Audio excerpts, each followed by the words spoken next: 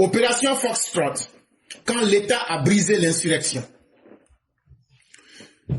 La nuit du 18 octobre 2024 restera dans les annales sécuritaires de la Côte d'Ivoire et probablement aussi dans les cauchemars de ceux qui pensaient renverser un État en bricolant d'un coup d'État, façon tutoriel YouTube.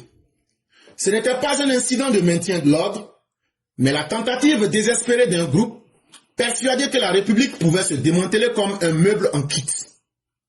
Ils avaient tout prévu, du financement occulte à la coordination étrangère, persuadés qu'un État solide pouvait se décapiter comme un souffle de bougie. Illusion digne d'un mauvais roman de gare.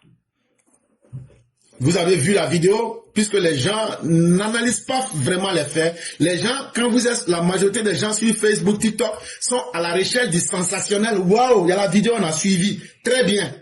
Mais derrière toute cette réalité-là, qu'est-ce qu'il faut comprendre?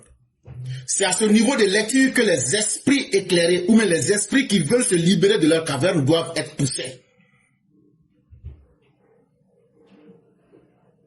Quand vous avez vu le monsieur venir dire, voilà ce qu'on voulait faire, voilà ce qu'on voulait faire, voilà comment on allait attaquer, voilà comment on allait attaquer le centre de transfert des gaz là. En réalité, il y a un message qui précède. Quand ils disent, il y a eu tel pays, ils ont fait leur révolution. On a vu des gens enseigner comment attaquer un État sur les réseaux sociaux. Comment créer la violence terroriste. Et les plus naïfs ont mordu à la maison.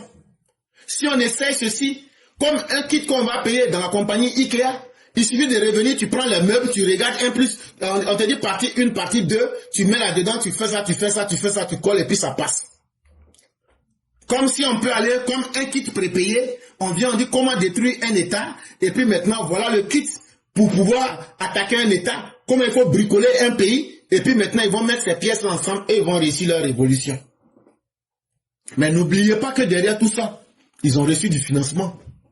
Et qu'ils ont reçu la coordination de pays étrangers, que sont le Burkina, le Mali, le Niger, et même la Russie. Et aussi, ils ont reçu l'appui de leurs mercenaires. Que ce soit des mercenaires libériens, que ce soit des mercenaires maliens, que ce soit des mercenaires burkinabés, et que ce soit des mercenaires russes. Ils ont eu tous ces appuis à travers une coordination étrangère. Et c'est sur ça qu'ils voulaient se baser pour décapiter la Côte d'Ivoire, comme de la manière on éteint une bougie avec le souffle de sa bouche. Ils avaient choisi leur cible avec une arrogance presque attendrissante. La chambre de transfert de gaz d'Avagou. Rien que ça, pas une installation banale, mais un organe vital de l'architecture énergétique nationale. Leur plan ressemblait à un domino Paris morbide. Faire exploser Avagou, saboter Vridi, embraser la plateforme offshore, figer à Bérébi et plonger tout le pays dans un chaos économique. Un scénario tellement guerre hybride nouvelle génération qu'on en aurait presque ri si l'intention n'était pas criminelle. Mes chers parents, quand tu échappes à un malheur, que toi-même après tu viens t'asseoir, tu te dis, si ce malheur avait marché, quelles en auraient été les conséquences? C'est là que tu comprends ce à quoi tu as échappé. Supposez maintenant que celui que vous avez vu en train d'expliquer, menotté, supposez maintenant que leur coup ait marché. Si ce coup-là avait marché, qu'ils avaient pu attaquer la centrale de gaz d'Avagou, qu'est-ce qui allait se passer? La première chose, toute la zone d'Avagou, jusqu'à arriver à Abidjan, pour aller à Bérébi, sans compter les plateformes de pétrole qu'on a dans la mer là, tout allait exploser.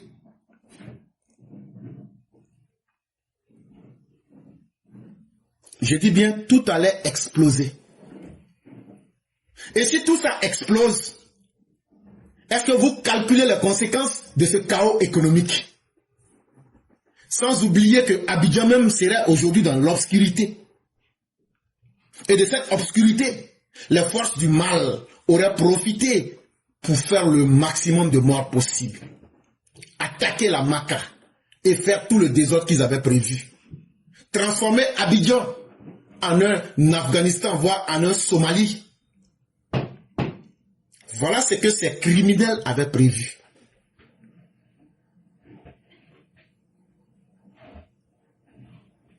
Mais voilà, ils ignoraient un détail, un minuscule détail, une chose si simple, si basique, si fatale. Le renseignement ivoirien les observait depuis longtemps. Ils espéraient l'effet de surprise. Ils ont trouvé un mur d'acier, un mur tissé par des professionnels. Une fois l'attaque neutralisée, l'enquête a déroulé le fil de leur conspiration grotesque. Mercenaires libériens en freelance, agents infiltrés, pleins d'ambition, mais vides de discrétion. Réseau dormant, somnolent plus qu'ils n'agissaient.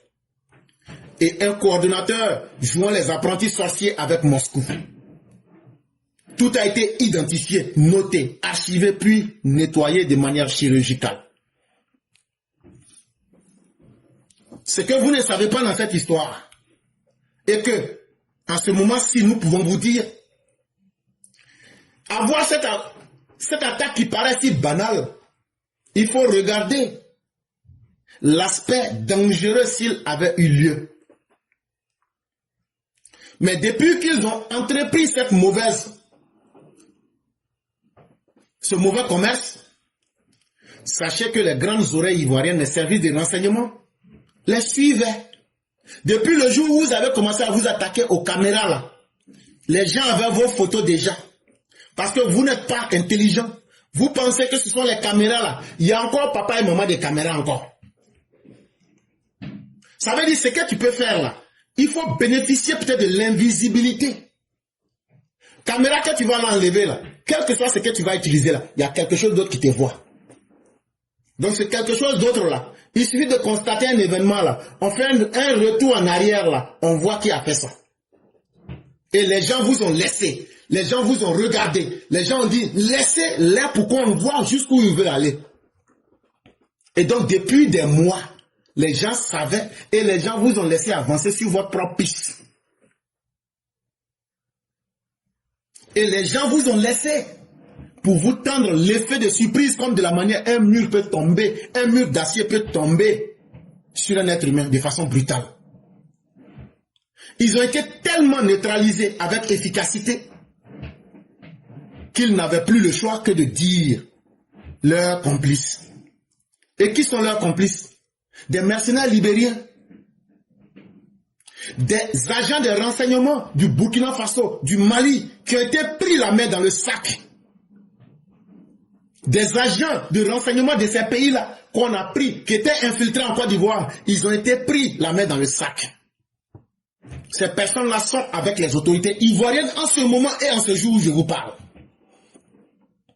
Sans oublier que ces gens ont manqué de courage et ils ont vite parlé plus que ce qui n'était nécessaire. Et ils ont trop vite parlé et tous leurs réseaux dormants ont été cueillis comme des papayes. Mais celui que vous voyez dans la vidéo là, qui parle là, c'est lui qui était le coordinateur. Et lui, il communiquait avec aussi des agents russes. Mais tenez-vous bien, il n'y aura pas de hasard. Quand le procureur parle de terrorisme, c'est parce que tout a été identifié. C'est parce que tout a été noté. Tout a été archivé. Et les renseignements qui sont venus en face de lui, allez voir la définition du mot terrorisme dans le dictionnaire. Vous comprendrez de quoi est-ce qu'il est question. Et que dire des ramifications internationales? Plus besoin de spéculer. L'implication de l'AES avec son réseau Africa Corps, appelé anciennement Wagners, n'a plus rien de mystérieux. C'est même devenu un cas d'école. Voyage étrangement fréquent des cadres de l'opposition radicale vers la capitale sahélienne. Campagne de désinformation orchestrée par des comptes liés à Africa Corps. Déclaration brumeuse du capitaine Ibrahim Kaka, laissant entendre qu'il était prêt à souffler sur les braises ivoiriennes. Ils pensaient être subtils. Ils ont été juste prévisibles.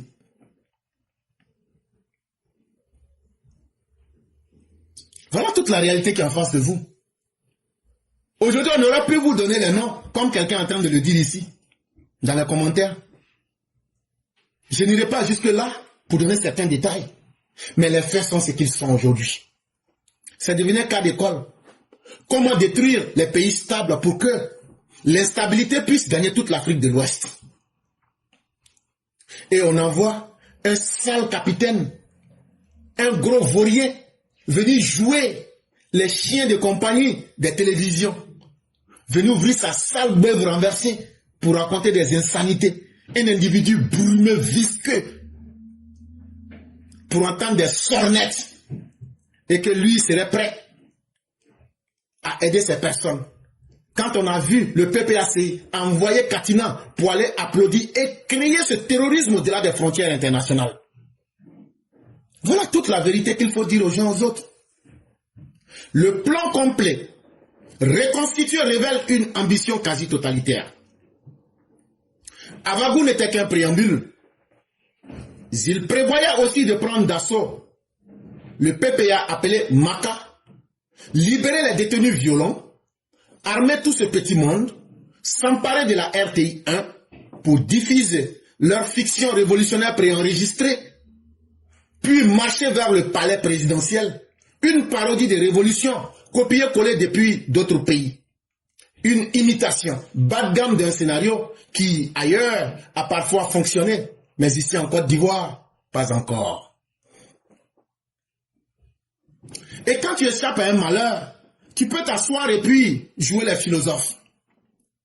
Mais derrière tout ce plan, je vous avais déjà dit, l'attaque de la Maka était prévue. Mais souvenez-vous du temps où ils disaient qu'eux vont faire une marche pour aller vers la présidence. Tous les moments coïncident. Quand ils ont dit qu'ils allaient faire une marche à Abidjan Sud pour aller à la place de la République. Et nous avons dit que ce jour-là, nous marcherions ensemble. Mais justement, tout ça était dans un plan préenregistré. Les marches qu'ils voulaient faire n'étaient pas des simples marches. C'était des mouvements coordonnés pour occuper des espaces stratégiques. Et en réalité, s'ils avaient réussi à casser Avagou, ce n'était qu'un début. Ils allaient non seulement attaquer la Maka pour libérer, et comme je vous l'avais dit, choisir leurs éléments les plus violents, mais comme le monsieur le dit, ils avaient déjà des préenregistrés sur eux. Et ces préenregistrés ont été pris avec eux. Peut-être qu'un jour, les autorités vont nous permettre de les écouter aussi. Ils sont encore à l'époque de 1960. Ils avaient des préenregistrés qu'ils allaient prendre des gens en otage et les faire jouer sur la chaîne RTI pour faire passer leur message de révolutionnaire. Et ainsi de suite. Continuez le chemin maintenant pour dire aux Ivoiriens, sortez et allez envahir maintenant la place de la République. Voilà ce qui était leur plan en fait. Ça vous paraît banal, mais pour eux, c'était une réalité qu'ils voulaient mettre en jeu. Disons Dieu merci que leur copier-coller, si ça peut marcher dans les pays analphabètes, ça n'a pas eu l'occasion de pouvoir marcher en Côte d'Ivoire parce que, Dieu merci, les femmes ivoiriennes qui accouchent des enfants vont à l'école et s'instruisent un temps soit peu. Mais qu'est-ce qui a fait que ça n'a pas marché? C'est parce qu'on a trouvé un État qui est plus intelligent et plus déterminé à maintenir la sécurité des Ivoiriens. Ils ont rencontré un État préparé, un État discipliné, un État vigilant, un État dirigé par des hommes qui ne laissent pas la République entre les mains du hasard. Sous la coordination impeccable du ministre de la Défense, Ténébrahima Ouattara, du ministre de l'Intérieur et de la Sécurité, Vagono Diomandé, du chef d'état-major, Lansina Doumbia, du commandant supérieur de la gendarmerie nationale, le général Alexandre Apalo, du général Ousmane Yeo, l'homme orchestre du centre de recherche des opérations antiterroristes, et du général Issoufou Kouyaté, force tranquille de la direction générale de la police nationale, la réponse a été foudroyante. 30% du plan exécuté? Non, même pas. Ils ont été stoppés avant de toucher ce seuil symbolique. Échec instantané, défaite nette, glaciale. Donc, chers Ivoiriens, au moment où nous étions en train de vous parler d'élections, de tout cela, il y a une stratégie en place. Et ce que je peux vous dire que vous pouvez tous voir, 44 000 personnes déployées. Voilà, globalement, comment on a cassé la colonne vertébrale de leur plan. Les 44 000 personnes déployées ont mélangé tout le programme. Et ces personnes-là se sont fait cueillir comme des fruits pourris grâce à la maestria des personnes comme le ministre Téné Brema Ouattara, comme le ministre Demandé Vagondo, comme le commandant supérieur de l'armée Alexandre Avalo, comme le général Ousmane Yeo, comme le général de la police Issouf Kouyaté. Chers parents, les autorités ivoiriennes sont là pour vous.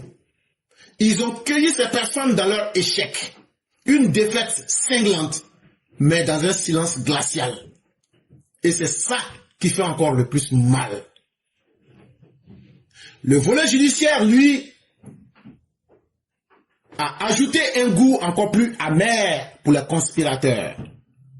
Les interrogatoires ont fait surgir des noms qu'on ne se présente plus. Le nom de Laurent Gbagbo y est ressorti. Le nom de Tidjam Thiam y est ressorti. Le nom de Guillaume Soro y est ressorti. Et ces personnes seront arrêtées. Vous pensez qu'on s'amuse? Vous pensez que vous allez mettre la vie de 32 millions d'Ivoiriens en danger et on va s'amuser avec vous? Allez lire le dernier conseil du 13 novembre 2025. Ceux qui ont été arrêtés et leurs commanditaires seront mis devant les barreaux et seront jugés publiquement. Laurent Gbagbo sera pris et jugé publiquement. Tidjam Thiam, tu vas être pris et jugé publiquement. Soro Guillaume, qui joue aujourd'hui les malades. Et quand je vois que ce sont des militants du RHDP qui viennent dire que Soro Guillaume est malade, ça me donne envie de vomir.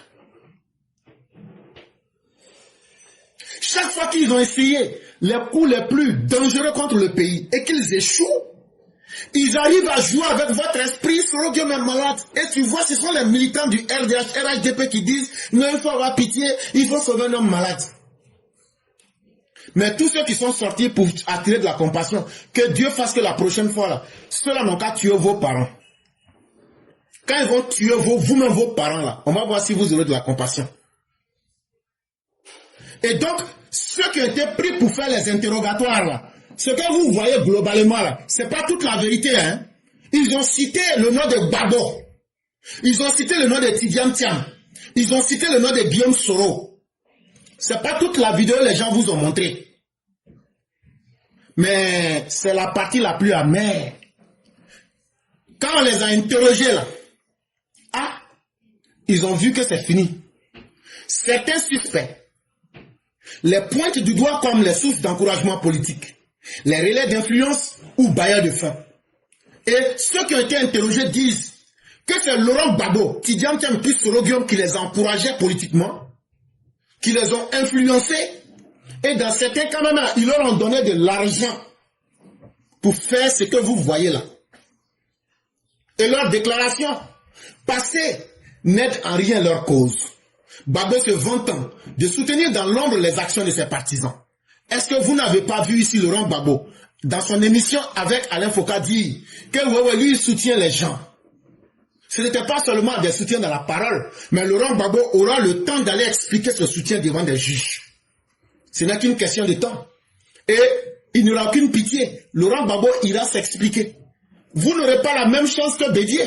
Si Alassane Ouattara n'a pas mis Bédié en prison, là, c'est parce que ici, aux États-Unis, là, lui, Alassane Ouattara, a été chez Bédié. Bédié a été son tuteur. L'acte humain, là, il n'a pas ça avec vous. Et vous allez voir de quoi il est question. Et comme il le dit là, la justice ne se mêlera pas. Si la justice dit qu'on a besoin de vous là, vous allez être appelé, interpellé pour venir répondre. Vous avez fini de faire ce que vous voulez faire, non? Maintenant, ce que vous n'avez pas envie là, c'est ça qu'on va faire sur vous. Et donc, soyez prêts. Et ayez la peau dure. Parce que le mal que vous avez voulu faire à la Côte d'Ivoire, maintenant la justice là, va vous faire payer le prix. Ceux qui ont été arrêtés, les vidéos là, c'est pas tout, on a montré. C'est une petite partie. Mais tout est enregistré, tout est répertorié. Et tout a été déjà envoyé aussi aux représentations diplomatiques. Et il y en a aussi qui a été déposé à l'ONU.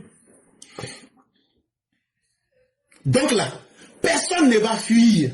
Les déclarations de Laurent Gbagbo sont là. Il dit qu'il soutient ceux qui font ça. Parce que s'il disait qu'il ne les soutenait pas, les gens se seraient sentis trahis.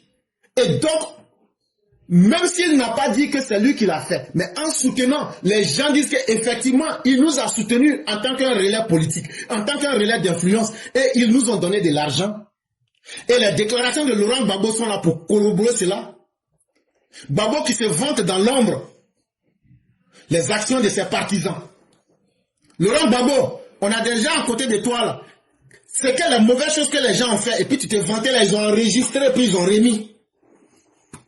Donc, il faut t'apprêter. C'est que tu n'as pas le courage de dire en public, là. Ça a été enregistré. Tu vas aller répondre ça devant un juge. On a aussi vu Thiam qui promettait en 7 jours de libérer la Côte d'Ivoire. Comme si la Côte d'Ivoire était otage de quelque chose. Ou bien la Côte d'Ivoire était sous une occupation. Thiam aura l'occasion d'expliquer avec quels moyens et de qui il allait libérer la Côte d'Ivoire. Le jour que vous allez voir un mandat d'arrêt pleuvoir sur lui, là, c'est ce jour-là qu'il va se retrouver pour venir expliquer. Donc tout ce qui se passe là, il n'y a pas film, il n'y a pas méchanceté dedans. C'est ce que tout le monde a vu, nous tous on est vivants. Ce sont des faits qui sont là, que vous pouvez voir, mais il y a plus profond que tout ça. Mais cette fois-ci là, on va traiter tout à la racine. Et pourquoi? Parce que tout est archivé, tout est vérifiable et rien ne peut être réfuté. Tout est irréfutable.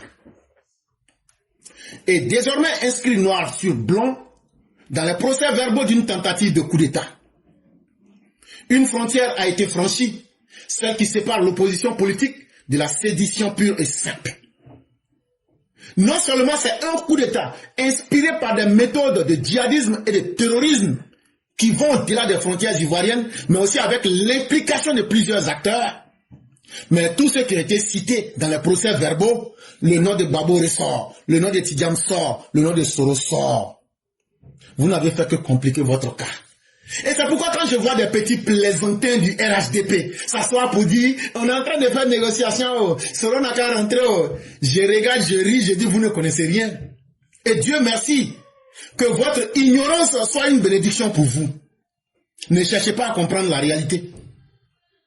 Si vous pensez que nous sommes dans un jeu, si vous pensez que nous sommes dans un film pour distribuer des émotions, vous vous trompez très gravement.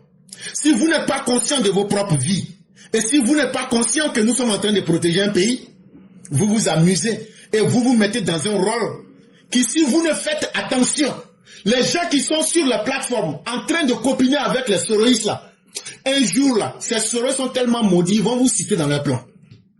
Je vous le dis et je vous le redis.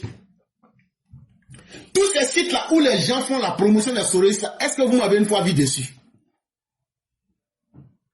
Ce qu'on a préparé contre eux là, par rapport à ce qu'ils ont fait là, c'est pas un amusement.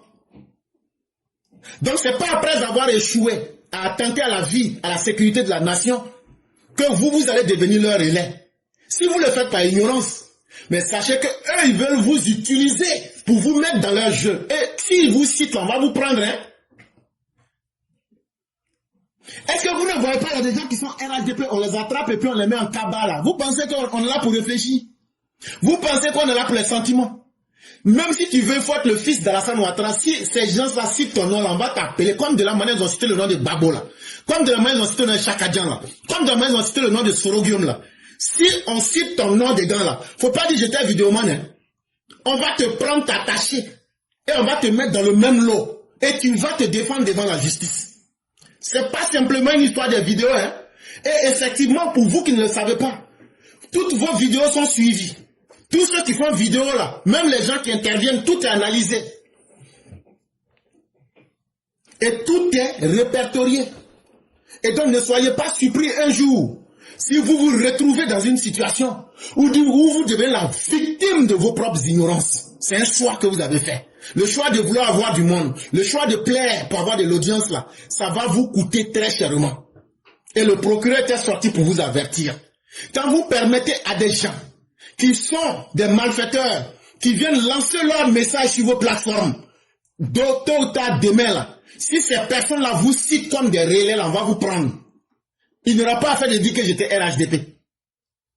À bon attendeur, salut. En ce qui concerne Africa Corps et l'AES, leur rôle dans la guerre cognitive ne fait plus débat. Ils ont passé des mois à intoxiquer l'espace informationnel, à attiser les fractures, à construire un climat psychologique favorable à l'insurrection. L'attaque du 18 octobre 2025 n'était que la conclusion physique d'une propagande numérique méthodiquement planifiée. Et donc, ce serait une perte de temps pour chacun de vous que de vous dire encore, voilà ce qui a été fait par l'AES. Est-ce qu'on n'en a pas attrapé dans l'est de la Côte d'Ivoire une vingtaine de personnes en train de lancer des messages pour tromper les gens? Depuis des mois, ils ont essayé tous les modèles pour essayer de désinformer l'espace ivoirien. De telle enseigne qu'on a travaillé avec la CIA pour contrer cette intoxication informationnelle. Et tout ça s'était fait pour désavouer le gouvernement, pour que l'environnement soit favorable à une insurrection. Et le coup fatal qu'il devrait porter, c'était le 18 octobre 2025. Mais ça n'a pas marché. Parce que l'autorité est restée forte. Et l'autorité est restée les pieds sur terre. Donc, Foxtrot n'est donc pas qu'une simple affaire juridique. C'est un test de résistance. Une radiographie de la menace. Une preuve concrète qu'une faction de l'opposition, désormais inféodée à des puissances étrangères hostiles, a choisi la voie clandestine pour tenter de renverser un ordre qu'elle ne pouvait plus conquérir dans les urnes. Entre leurs voyages, leur silence lourd, leurs amitiés géopolitiques et leurs discours à double fond, le tableau est complet. Voilà des opposants qui disent qu'eux, ils veulent participer à des élections. Mais eux n'ont pas pu être candidats par leur propre faute, par leur propre méfait. Mais si vous étiez capable de battre Alassane Ouattara, pourquoi ne pas effacer la menace Alassane Ouattara en reportant vos votes à travers d'autres opposants pour effacer la menace Alassane Ouattara? En réalité, ces opposants-là n'avaient aucun argument électoral. Ils ne pouvaient donc pas battre. Et comme ils ont eu peur des urnes, il fallait faire la même chose comme en 2025. Et le chef de l'État est sorti. Il vous a dit en février 2025, devant le corps diplomatique, que ce que vous faites là, j'ai tous les renseignements, mais ça ne sera pas comme 2020. Mais vous n'aviez pas eu l'intelligence de comprendre. Il vous a dit clairement, j'ai déjà des preuves que vous êtes incrustés avec des puissances étrangères hostiles pour renverser l'ordre qui est en Côte d'Ivoire. Mais vous ne réussirez pas. Mais vous n'avez pas pu comprendre le message. Aujourd'hui là, vous avez pris le risque. Et le risque est tellement grand que la conséquence sera doublement grande. Les faux discours que vous tenez, vous n'êtes pas plus intelligent que les Ivoiriens. Ce que vous dites en public, vous dites le contraire derrière. Les silences pour encourager, les discours ambigus, le tableau est complet. Maintenant, vient l'heure du bilan, l'heure d'assumer ce que chacun faisait. Et on espère bien que vous n'allez pas pleurer. Et il n'y aura pas de pitié cette fois-ci. La Côte d'Ivoire a frôlé le précipice. Et elle s'en est sortie grâce à la vigilance, la détermination et l'excellence de ses institutions. La République a démontré, anticipé, contrecarré et éradiqué la menace. Le message envoyé ce soir-là fut simple. Ici, en Côte d'Ivoire, les apprentis putschistes échouent et échoueront toujours. Les mandataires étrangers se brisent, mais la souveraineté ivoirienne demeure. Chers Ivoiriens, soyez fiers de vous-même. L'élection que vous avez organisée à hauteur de 58 millions d'euros, avec l'argent des Ivoiriens que vous êtes, les gens ont voulu saboter votre souveraineté, mais vous avez maintenu le cap. Vous aviez dit et défait ceux qui étaient les prédicateurs de la mort, ceux qui ont voulu vous précipiter dans les abîmes. Grâce à votre vigilance, grâce à la vigilance des forces de défense et de sécurité, grâce à la vigilance de nos institutions, à commencer par la présidence et toutes les institutions, si elles ont tous fonctionné en harmonie avec le peuple, ce n'est plus l'institution de la justice qui va faillir. Et ça, on va vous démontrer pour une fois que nos institutions fonctionnent et elles fonctionnent correctement. Si le peuple est sorti pour valider ces institutions à travers les urnes, si le peuple a montré sa détermination en combattant les forces du mal, si nos forces de défense en tant qu'institutions ont imposé la paix en contrecarrant et en éradiquant la menace, ce qui reste maintenant c'est la justice. Est-ce que tout le monde peut faire son travail et puis la justice va venir dire elle ne peut pas? Et donc, vous qui avez fait le choix d'être des apprentis putschistes, les mandataires des étrangers pour briser le dos de la Côte d'Ivoire, je vous l'avais dit, que dès que vous allez entreprendre quoi que ce soit, si vous mettez une action en place à midi, à 11h59, on brise votre colonne vertébrale, des plaisantins en maillot de bain, on vous retire de l'eau et on vous remet à la justice. C'est comme ça que vous allez vivre cette réalité aujourd'hui. Donc l'ennemi a perdu l'initiative. Et c'est pourquoi vous les voyez, ils sont les premiers à parler de réconciliation. Si vous nous aviez tués, est-ce que vous auriez parlé de réconciliation? Si la Côte d'Ivoire était aujourd'hui aux mains des Russes, était aux mains des Burkinabés, des Maliens, et était dans le désordre aujourd'hui des mercenaires libériens, est-ce que vous seriez là en train de parler de réconciliation? Donc on s'en fout de votre chienne de réconciliation.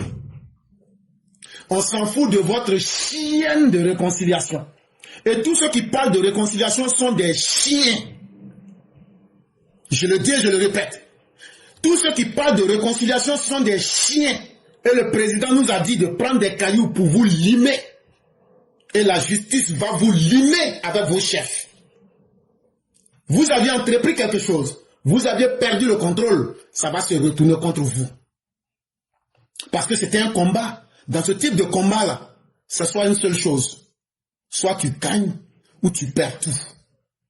Et déjà, vous savez que vous avez tout perdu. Et vous pensez que vos bouches vont pouvoir vous sauver. Vous pensez que vous êtes intelligent. Quand vous allez demander pardon, vous allez impressionner les gens. On va dire ne soyez pas méchants. Ce moment-là est passé. Vous allez répondre avec la dureté la plus inimaginable. Et apprêtez-vous. Ce n'est que le début. Mesdames et messieurs, nous avons terminé. On va passer à Mère Blanc à travers son édito. Et lorsqu'on aura fini, ceux qui veulent réellement prendre la parole, on va leur demander de se signaler en un temps qui sera convenu. Et ceux qui vont se présenter, on va les prendre.